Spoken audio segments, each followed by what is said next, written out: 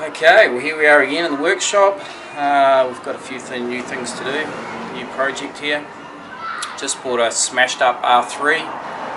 It's been pretty well stacked. Good front end accident. You certainly wouldn't want it to be on this bike when it got hit. So I've just started stripping the bike down. Had to strip it down to sort of get it off the trailer because it's that badly damaged. This is the kind of thing that we're dealing with. Lots of bent, lots of smashed parts. And the idea today is to strip that bike back, take all the parts off it, figure out if the frame's straight, figure out if the wheels are straight, try and work out whether it's worth salvaging the bike at all or whether it's going to be wrecked as parts. So the R3 is over here. Okay, so here we have it, the R3. It's obviously had the rear end stacked, most of it's smashed, but not, it's a lot of it's cosmetic damage, a lot of it just looks bad, but it's probably not as bad as it looks. The front end is pretty bad. As you'll see here in a second, it's bad. Yes, that's a snap fork. It's smashed. The fairing stay was all smashed. What I've got to hope is that the frame's straight. If the frame's not straight, then we might have to take the frame off and send it away and get that fixed. But the main thing now is to get the wheels off, get this front end off this bike, get it kind of prepped and get it ready basically to, to start fixing. Rear sets, that's the other thing that's damaged on this bike, they're smashed. So I guess I'm thinking probably aftermarket rear sets are going to be better than the standard ones, if I can get them, that is, Well, the other thing that I are going to have to do today actually is try and start the engine, because apparently this hasn't been started. So I'm thinking probably the reason it doesn't start is probably due to damage, and the ECU is probably registering some damage on a tip switch or something, and that's probably why it's not starting. But I'm going to have to get into having a look at that problem as well. Okay, I've got loads and loads of bits. I'm going to start stripping the bits down. Right, I'm going to start stripping parts anyway. It's the job now, so I really want to try and save as many bolts and bits and pieces as I can. I mean, the ideal way to do this would be to have a container and start bagging things up and putting them in containers or whatever, so that you know what came off here, but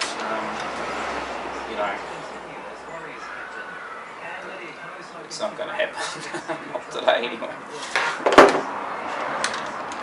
But the main thing I need to do, I'll screw screws back on and things like that where I can.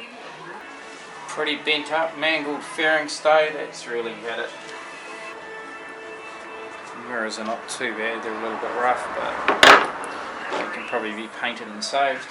What I want to do is I want to try and save as many bolts and rubbers and things as I can. Yeah, it's good to save as many bolts as you can. Just try and save any bolts and rubbers and things like that. If you can save them, it's good to save them. They can be expensive to replace. But generally when I'm stripping a bike, if I can save some of these infill panels, these are useful later. I would normally save them, but in this case they're too far gone, so they're going to be junk as well.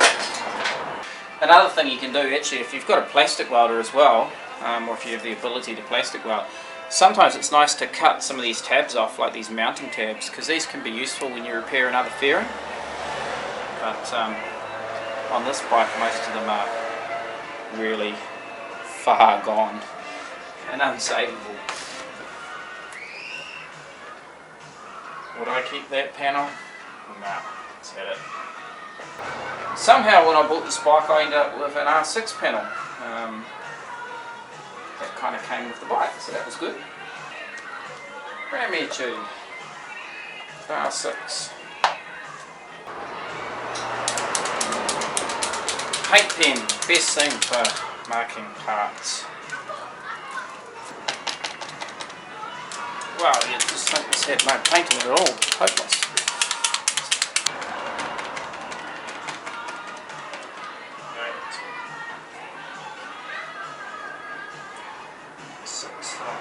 Funny how all modern stuff seems to have gone to lots and lots of plastic bits. Lots of plastic clipped together bits. Salvageable.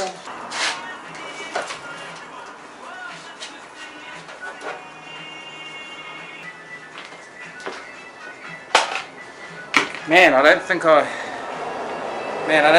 would have wanted to be the rider of this bike. I mean, look at this. Even the seat got smashed.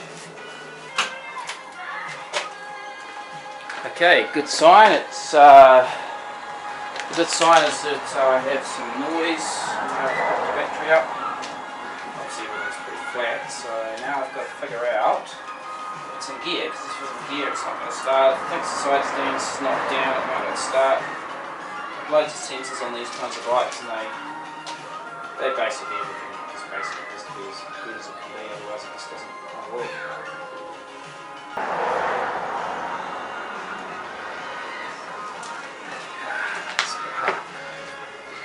So what I'm checking now, what I'm doing now, I'm just trying to figure out if the front wiring loom's got any damage so I can get this thing started. See here what's happened? We've got the wires exposed here. That's not really the problem, but there could be a problem there. They could be crunched, they could be broken, but further up here, yeah, we got damaged wires here, you see. And that's no good, so we need to fix that. So I'll fix that now. So I'm going to reconnect these temporarily, and then later I'm going to solder them back together properly. Just because I want to see what's going on and if I can get the bike started. I can't even tell if it's neutral at the moment.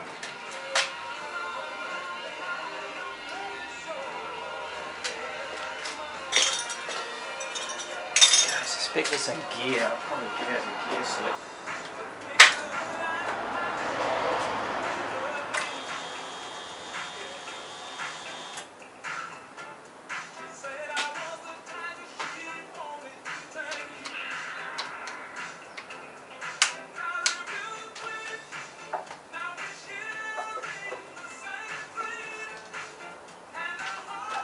Okay, so I've managed to finally get this bike to run. It turned out that the rear brake switch was jammed on. I had water in the speedometer, which didn't help. Broken wires to the speedometer. Brake switch, clutch switch. Just about every kind of switch you could think of was not working properly. So now I've got them all working, and now I can show you the bike going. So we've finally got it going, which is awesome. Pretty happy to get it going. And the other interesting thing is this bike's going, because I have no idea. Anyway, let's get it started.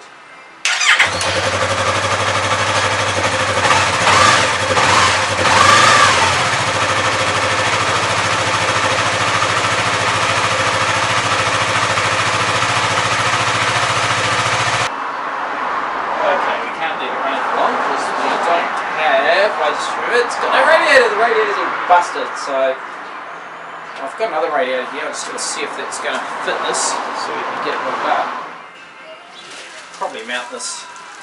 Probably just mount this on there just for now, just to get it happening.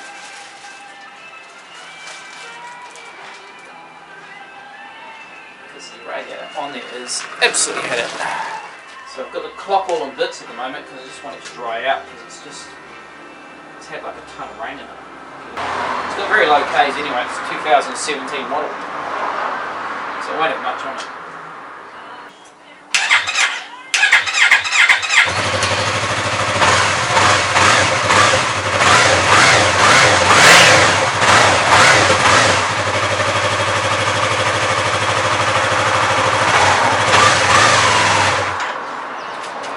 I think it's going to need a new speedo anyway because that one's not rev-meter's not even working there.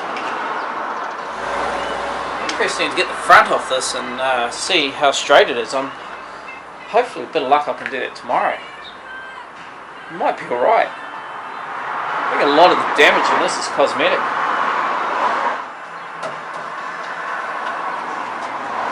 This bike's got a real new smell about it. It's stacked, but I don't think it's very old at all.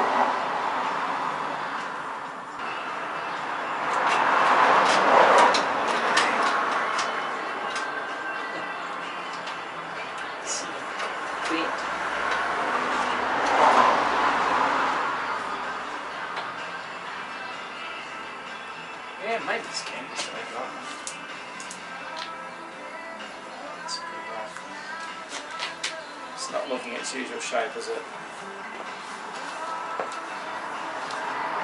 It's a bit sad.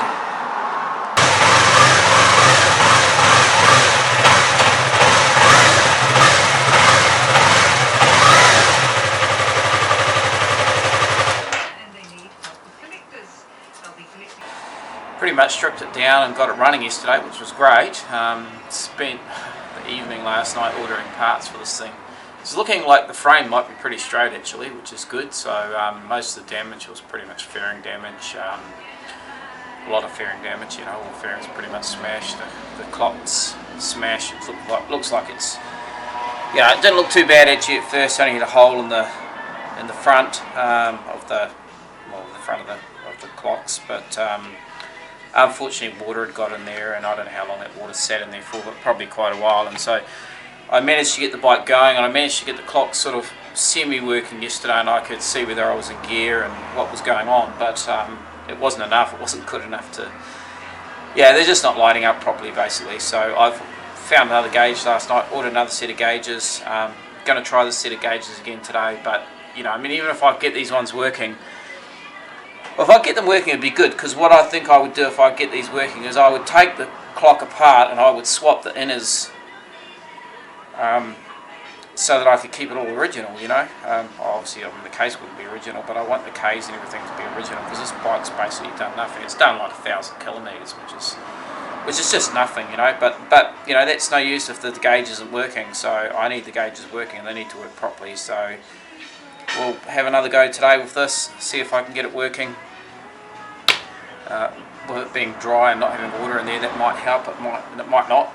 The other thing I could do actually is there's like a contact cleaner, drying kind of agent that you can get. So I think it's a CRC product, and I'll get some of that today, and I'll give that a good spray around in there, and that'll dispel any extra moisture or anything that's inside those gauges, and hopefully that will solve this problem.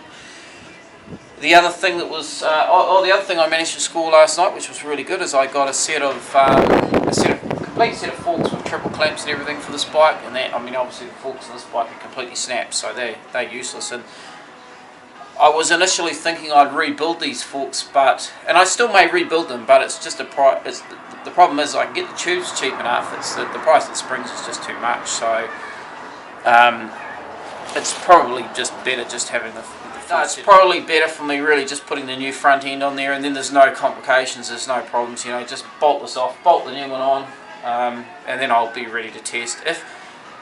If the frame's looking like it's bent at all, I'm going to try and do some measurements today, then I'll put the front end on anyway, and then what I'll do is I'll pop it in my van and I'll drive it up to drive it up north, where it's about sort of, I don't know, 500 k's away. There's some guys up there that do frame straightening, and they reckon they can straighten this if it is bent. And I may have to do that, I'm not sure yet, but we'll try and figure that out today. I want to try and get this bike running again today. I want to be able to test that speedo, and I want to also get the radiator fixed. So this is the next thing. I've got a couple of radiators here that are damaged, and I'll show you what I've got and what's going on. So I've got, hopefully you can see this, yep. I've got one radiator here. This is off my GSX-R 750. This one actually doesn't leak. It's just out of shape a bit, you know. So, I mean, I could potentially fix this myself, but the main problem here actually is the cap. So this cap is just, you know, as you can see there, it doesn't really. It's just not really working real well anymore. You know, I mean, it's all out of shape, you know. So. Hopefully these radiator guys can fix that, and then I could either keep this as a spare, or I could list this up for sale. Maybe I'll list it for sale. It's in pretty good nick otherwise. The thing is, I don't need it anymore. I bought another radiator. I bought a racing radiator for mine, which is a little bit better than this radiator, so I'm not really going to use this again. And then I've got the R3 radiator here, and this, you know, I mean, this has had a good bang. So as you can see there, and then this is leaking. So yeah, this has got to all come apart, and I'm going to take this off to the radiator recommissioners. So what I'm hoping is, they can fix this, because if I have to buy another one, it's just another expense, you know, and it all adds to this list of expenses. And it starts to add up, it starts to get pricey. And at the end of the day, you know, I've got to be able to turn some sort of profit out of that bike. You know, I have to make a fortune, but, you know, it's nice to make a little bit of living doing the stuff you like to do. Okay. It's made in Indonesia, there you go. So people who worried about quality of items from China, well, this is made in Indonesia, and I would say it's probably the same anyway. Same sort of quality. A lot of the stuff that comes out of these countries these days, the majority of it's pretty good, you know, like people get concerned about, oh, have I got an OEM this, have I got an OEM that, but the reality is that, you know, everything's coming out of some foreign country anyway. Nothing's really been made in Australia or New Zealand or America or anywhere anymore. No one's making stuff, you know. We don't make stuff because we can't make the stuff at the right price, and customers are demanding better prices. You demand better prices, well, the labour has to get cheaper. So where does the stuff get made? It gets made where, you know, it gets made where the labour's cheap. And the labour's cheap in China, the labour's cheap in Taiwan, the labour's cheap in China. You know, it's cheap in these places where there's a million people working $2 an hour. That's just the truth, you know.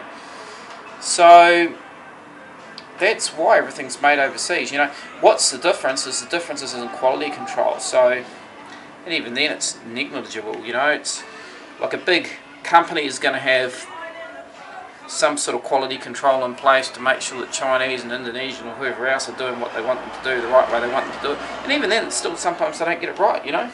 That's why you have airbag recalls in cars and all these other sorts of problems that we have with modern stuff, because sometimes the quality control is not as good as what we think it should be. So I think, you know, like, you know, buying stuff from overseas is not a big deal anymore. It used to be a big deal.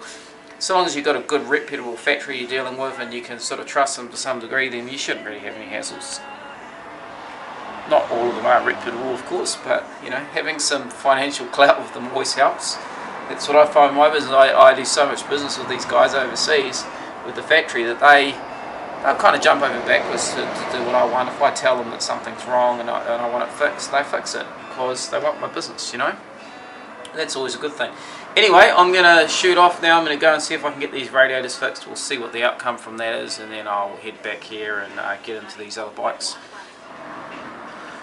Okay, so I've just got back from Abel Smith Radiators down in Wellington, in the city here.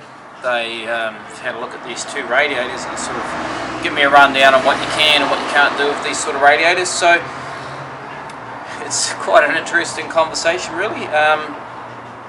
The end result is really with these radiators really are just the way these motorbike radiators are built. It's just they're built as a one-off kind of thing, you know. So they essentially, I'll show you the radiator itself and I'll make it easier to explain. But basically what happens is all these different components on the radiator, these end caps, the top and bottom brackets and mounting points, they are basically assembled cold. So they put like a braze on them in the factory, they assemble it, they clip it all together, and then they bake this in a temperature controlled oven which apparently has an inert gas in it, and it basically bakes all of the seams together. They're not welded as such, like, well, an aluminium radiator would be if it was made by hand.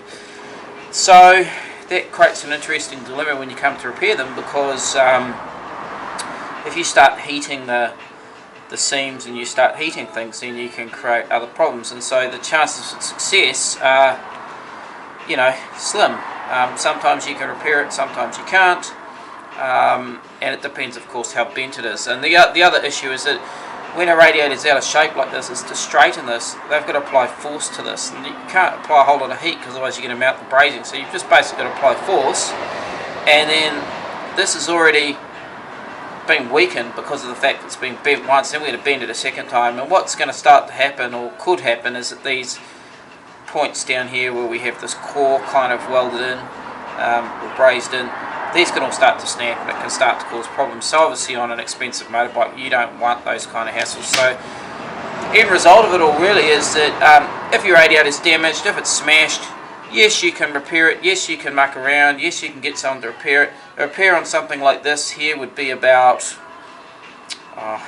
it's probably around 100, 120 New Zealand dollars to fix this.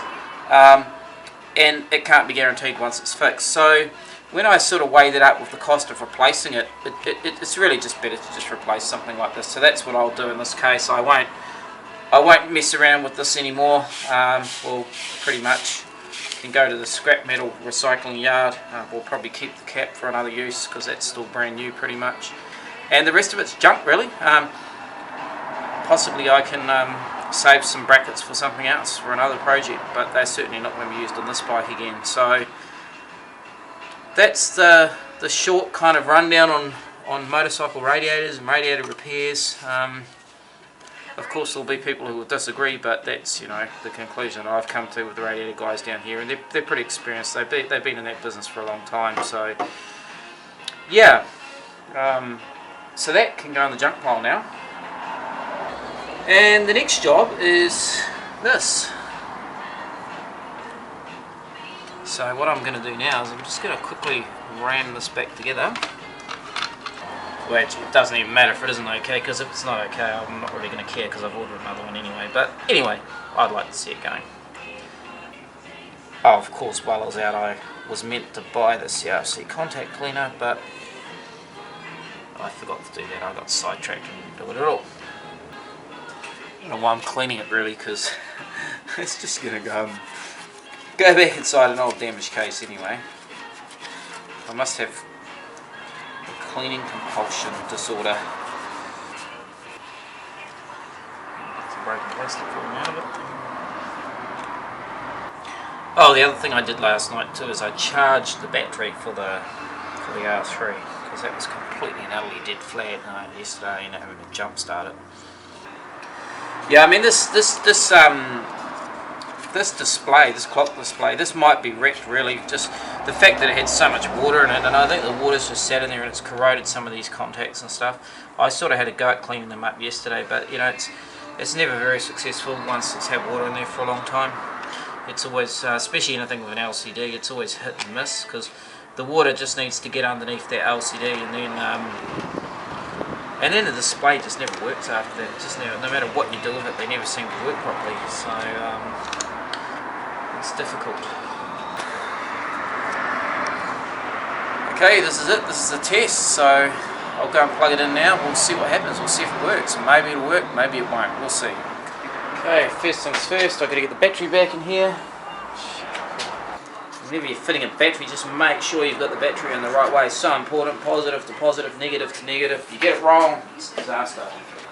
Putting the battery in the right way should be such a simple thing, but it's real easy if you're a little bit tired or not watching what you're doing to make that mistake and put it in the wrong way. And if you put it in the wrong way, and I've seen people do it, I saw a guy do it once on a 2009 G6R. And he blew the ECU up, and after that it was all over. And then you got to replace the ECU, and the repair bill gets expensive. Okay, we'll get this clock plugged in and see what happens.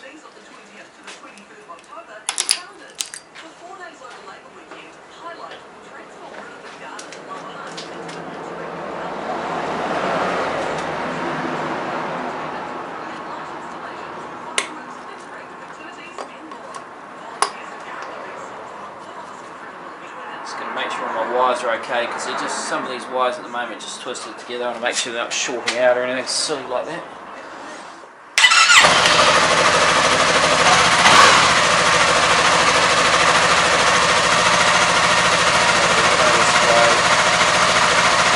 Damn it.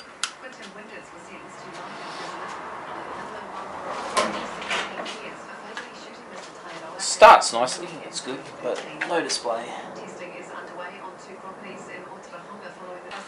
Okay, well maybe the next thing to do is going to be, maybe I need to go out and get myself some, I need to go and buy some solder so I can solder these wires up. I need to solder the wires up, heat shrink the wires, fix those up. Okay, I'm going to have a go at heat shrinking these wires and soldering them.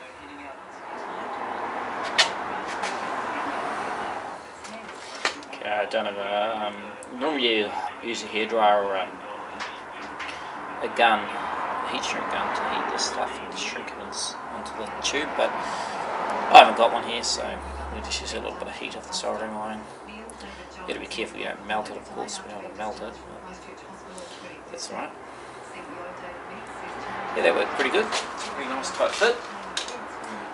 So what I'll have to do, there's some that are just damaged here. They're not broken right through, but they're damaged. And I think what I'll do with those wires is cut them and rejoin them as well, because they're not much good otherwise. I mean, I could just tape them, but it's probably better to just rejoin them properly. We don't want hassles later on once I start getting all the tape and everything back around this and bundling it up. I just don't want any more problems. We want all the problems to be repaired. So it's better to just do a proper job now. And this is a pretty typical thing to have to fix on a bike, like when it's been in a smash, like especially if it's been in a front smash, like just about always these looms, they always get damaged.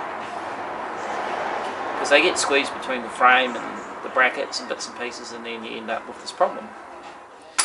For those of you who don't know, this is heat shrink here. This stuff it just comes in a tube. You can buy it down at electronic shops, JCar, whatever. You cut it to length. You pop it over the end of your wire.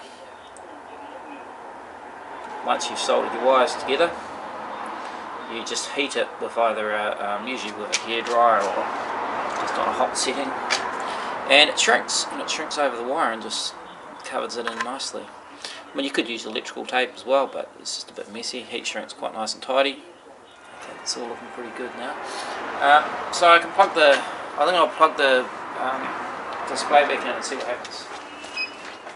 I may strip this loom back a little bit further actually and just check further up as well to make sure it's okay. Yeah, no, it's still the same, see? We're still getting nothing on that display, it's just dead in the water. It's hard to tell what's wrong. It might be that this display's, because it's had such a hard hit, sometimes what happens with these displays is they've got ink in them, and the ink is what, well, it's an electromagnetic ink in it. That's how the display works, and what happens is if it's been smacked hard, it could have a hairline break in it somewhere, and that ink runs out to one side, then the whole thing just doesn't work. And I think it could be something like that, but I'm not really going to know now until I get the new one. I'm just going to have to wait now, wait for the new one, see what happens. So I think the next thing to do is to start dismantling the start dismantling the bike at the front.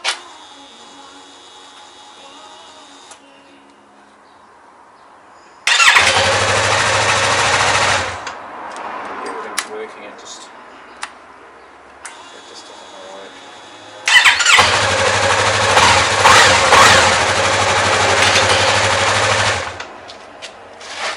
See, the rev meter's not working on this neither, so you know, I mean, it's either the display is a problem, or the display might not be a problem, and we still might have broken wire.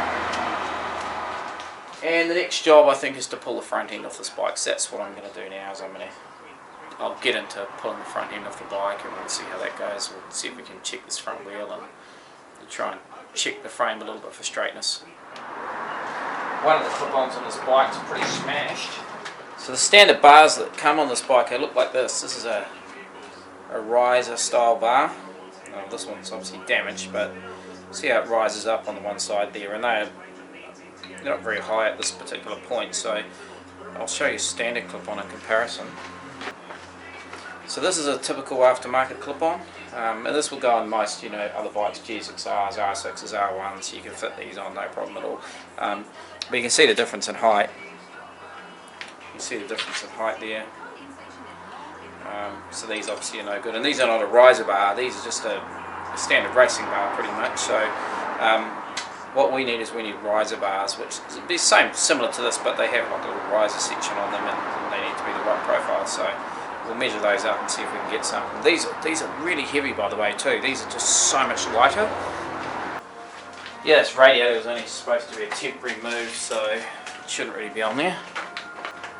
It's just so I get the bike running with some water in it. The front brakes are held on by a big star style. I don't even know if I've even got anything big enough to do this job. Okay, well I'm defeated for the day, unfortunately. Tomorrow what I'll have to do is I'll have to go and buy some star drive type drivers for this bike so I can start getting this front wheel off. I just simply can't get it off without that. It's if I round the screw out I'm going to have a massive problem. I won't be able to get it off at all without cutting or doing something silly. So I'm kind of going to try and continue on where I left off on Friday. And that was, we were trying to get the front of the R3 apart, but missing one of these.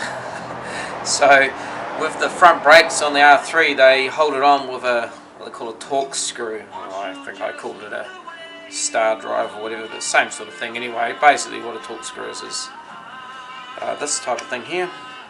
This is one here, and this is the exact one. Actually, it needs a torque 50.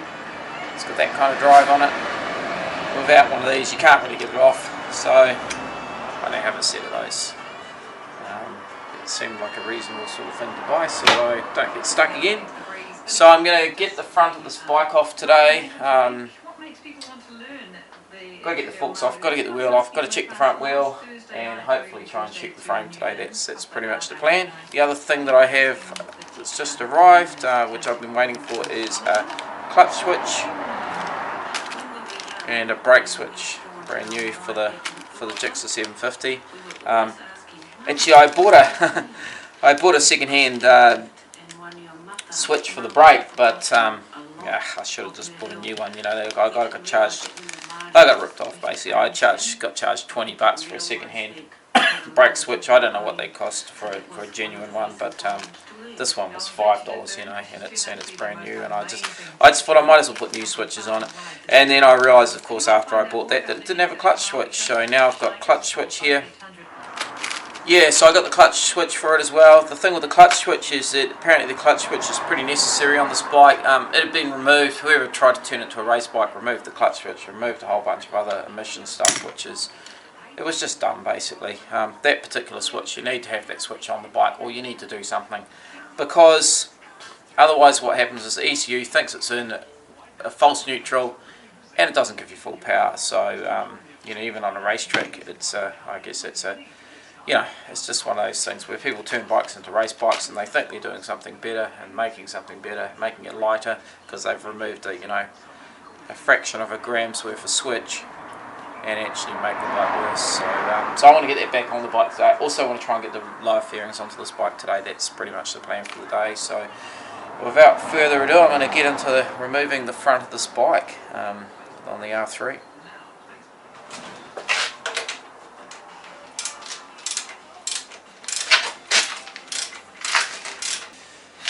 Quite interesting. Some of these bolts on the front of this have already been loosened up, and I certainly didn't loosen them, so maybe someone stayed at the front wheel off this bike when it was assessed.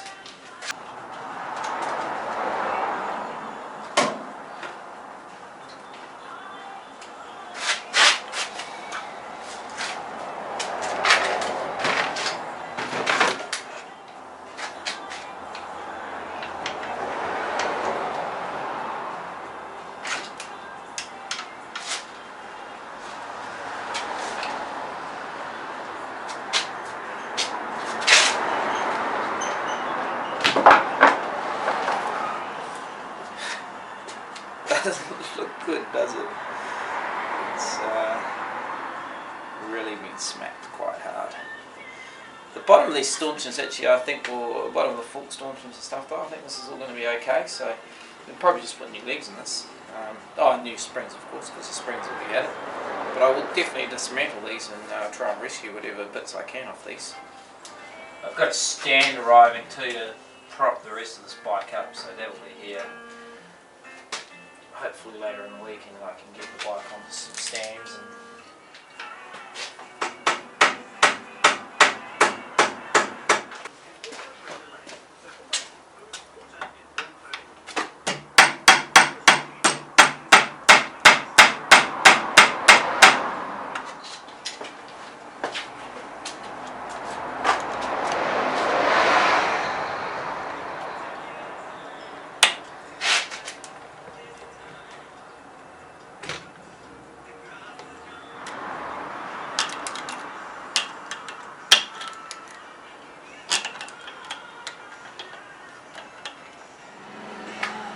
Yeah, so I've just removed the front triple clamp, and I had a lot of trouble getting that bolt undone. And normally those two nuts that go on the top of here that I was unscrewing, these here, these nuts that go on here, these normally will come on and off pretty easy. They should just really just turn off quite lightly, but one wasn't coming off. It wasn't coming off nicely.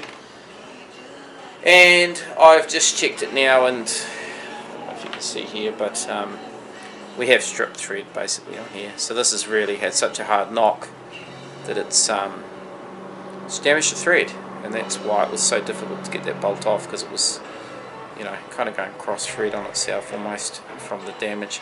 And that's just simply from it just being whacked so hard when that front end accident's happened. I've got to try and evaluate whether this is straight.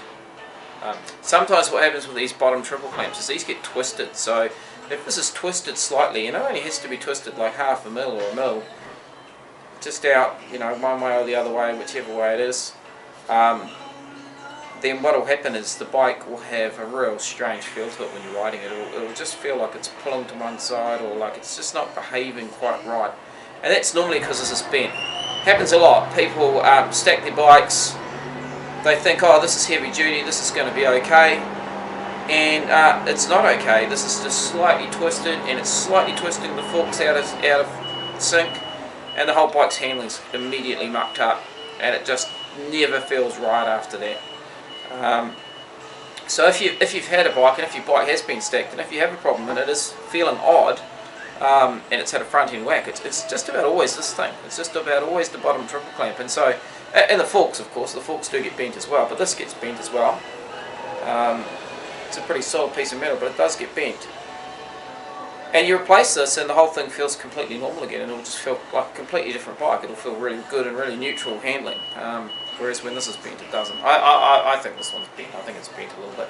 I've got a new front end coming for this bike, and it includes the forks, includes this triple clamp. The other thing that I was looking for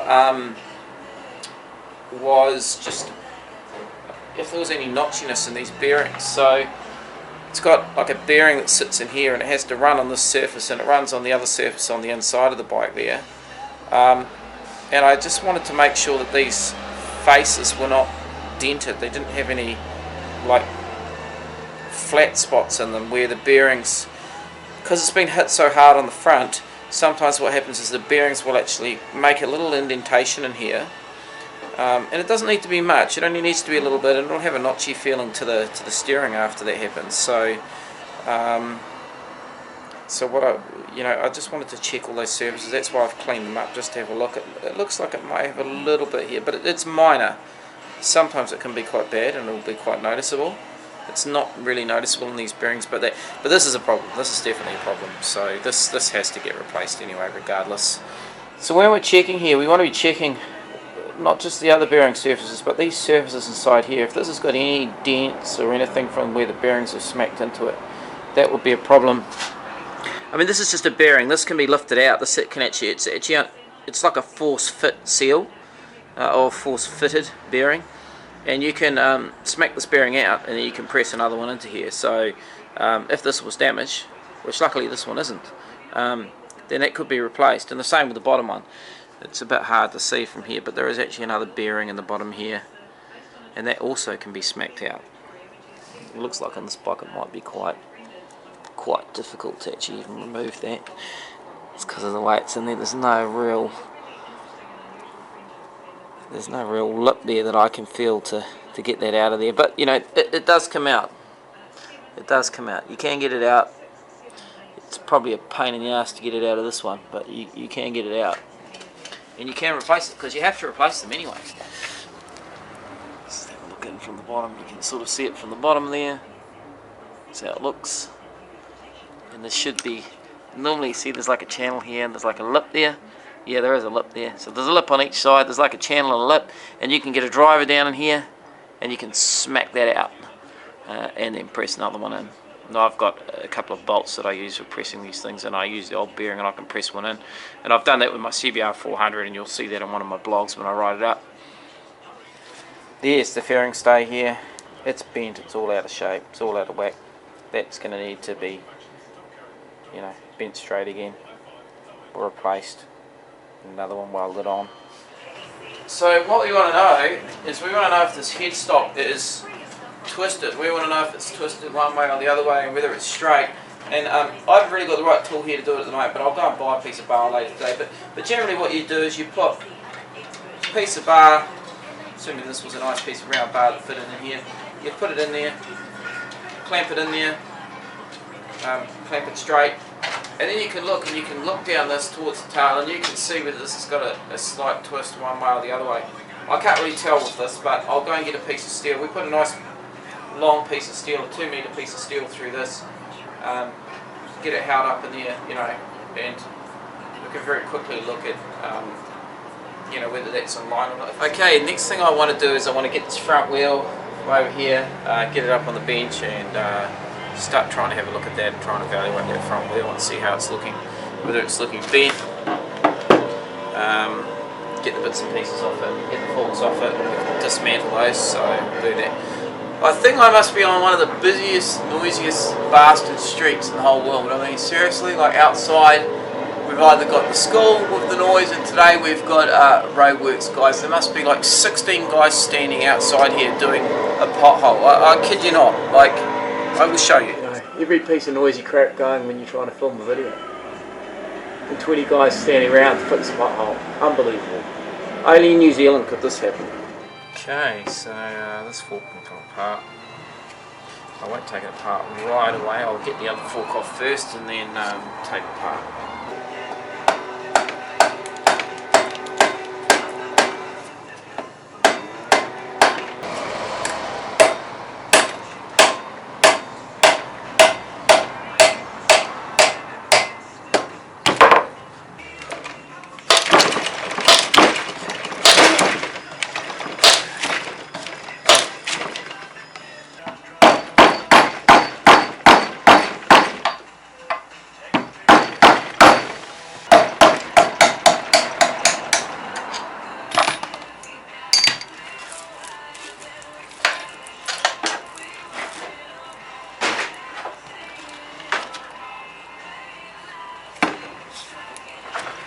Okay, it's off. It wasn't easy to get off, but it's off finally. Now this is the same. See, this bolt might be bent as well. But when things happen like this, things get twisted and bent. This bolt is not straight. Yeah, the bolt's not straight. That's why it's not coming off. It's hard to see, but it's definitely not straight. It's bent on the end. That's why it wouldn't come out, go in or out easily. Maybe you can see down this. It's the end of that. Need a new one of those for sure. Can't put that rubbish back on. Don't have to worry about the oil coming out of this one, of course, because there isn't any. It's already gone.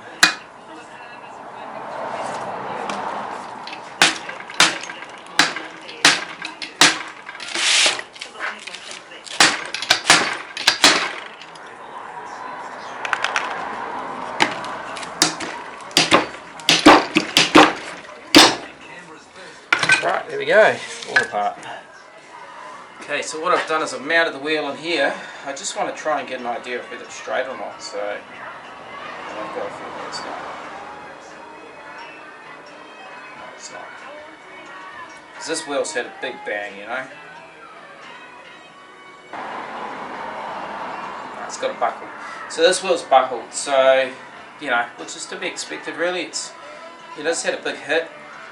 So this wheel will have to be sent away and be straightened because it's you know, it's not that bad. It's just it's got that buckle and it's got a few smacks in the rim as well. So we might as well just send it away and get it fixed properly. Okay, so I've kind of reached the end of what I can do really on this bike. I can't really do much more now. It's you know, it's really just all about stripping it down and trying to figure out where to go. I've ordered quite a few parts for it already. I've really just got to wait for parts to arrive now, and then once those parts start arriving, then I can start evaluating it further. It's looking like certainly the front wheel is going to have to be straightened, probably the frame, maybe. Now the other thing that's happened is I've got a couple of things arrive.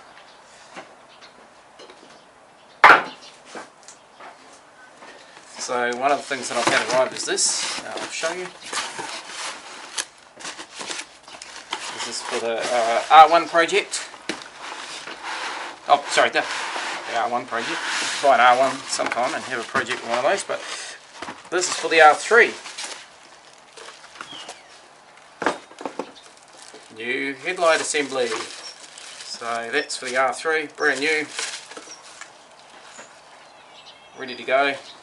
Even came complete with the bulbs, which I was surprised about, because normally you end up having to buy those separate, but on this one I don't have to. So that's going to be sitting on the shelf. I've got sometime this week, hopefully sometime this week, because I've been watching the mail to see what's happening, and one of the things that's happening at the moment is I've got what do you call it,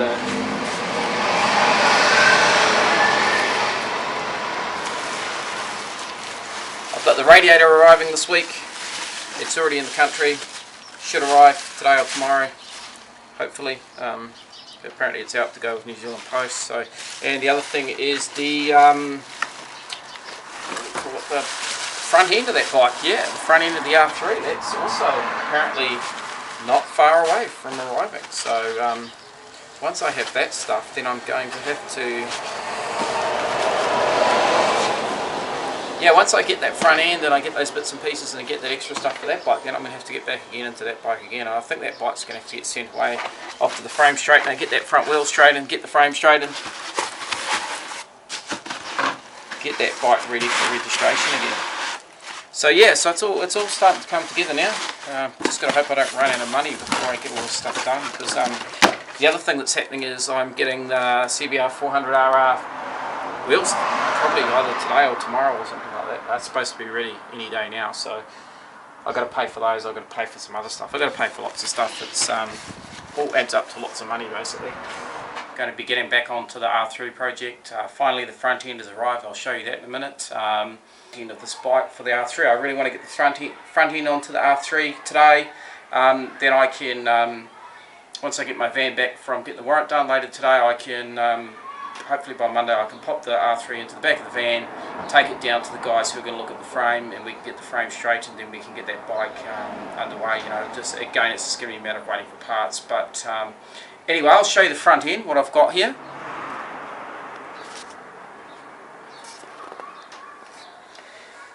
So this is what's arrived. It just arrived yesterday.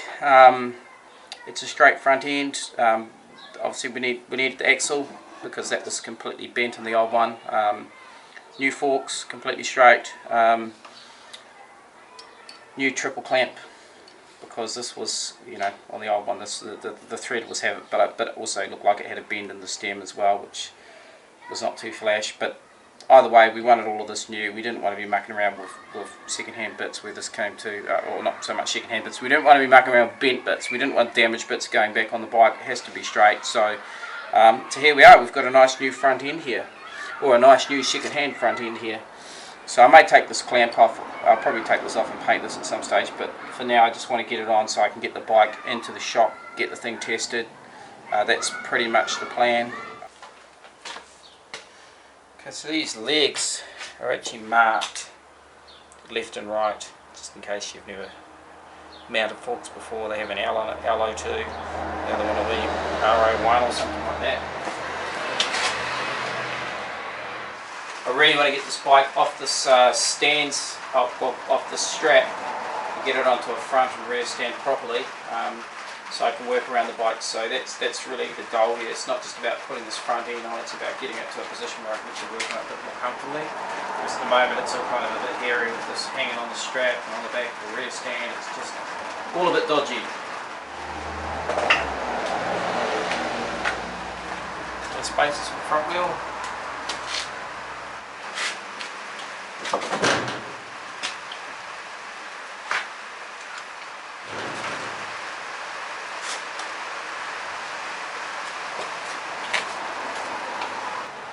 I just wanted to make sure that the axle fitted through okay, because this wheel being a little bit buckled, but it does. So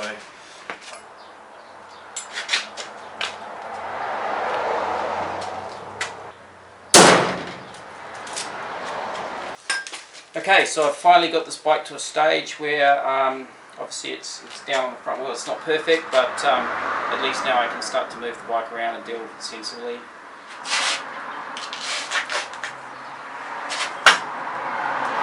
Okay, I've just set the camera up here so I can show you quickly how warped this front disc is.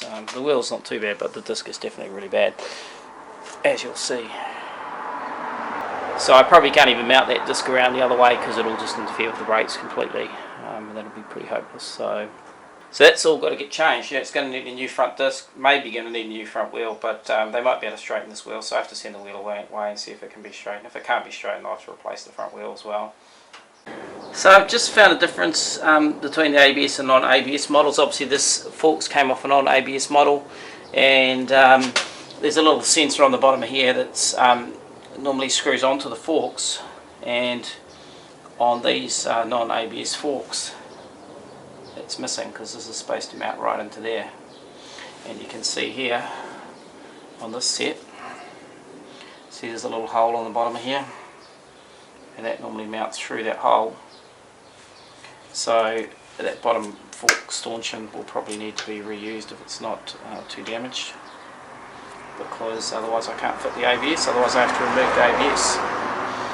And who would think of that? It's certainly not something I thought of when I bought these, but that is an issue, so I'm going to have to sort that out. There was a whole bunch more parts that were ordered, but unfortunately some of the footage was lost of those things. So we ordered folding rear set pegs, crash bars, an exhaust, folding levers. The problem with the dash turned out to be the polarization, so that actually you can actually fix it, but it's a bit of a hassle. Ordered a tail light, obviously the radiator, and it turned out that the fan was no good as well, so we ended up having to do that as well. Changed the mirrors and put mirrors with indicators on it, and in the end I put MTO3 bars on it, even though I got the riser bars, and the reason I did that is because we used this bike for a little bit of motor gymkhana. Put a wavy front disc on it, and obviously all the fairings, and it took a little while to do that job. The most complex part of that was probably just clipping all the fairings together, because they're just such a pain in the neck to put together with so many clipped together pieces. But otherwise it all went pretty good. The frame turned out to be okay. It was straight, which was good. So we didn't really have any more hassles. On the front wheel, we sent the front wheel away, and when the front wheel came back, that was also ended up being okay, and it was just actually the disc that was damaged on there. So, and the obviously the spindle that went through the middle. So that was a miracle as well. So you ended up getting off pretty lightly, really, with parts wise, and the rest of the repair of this bike, which was quite good, really.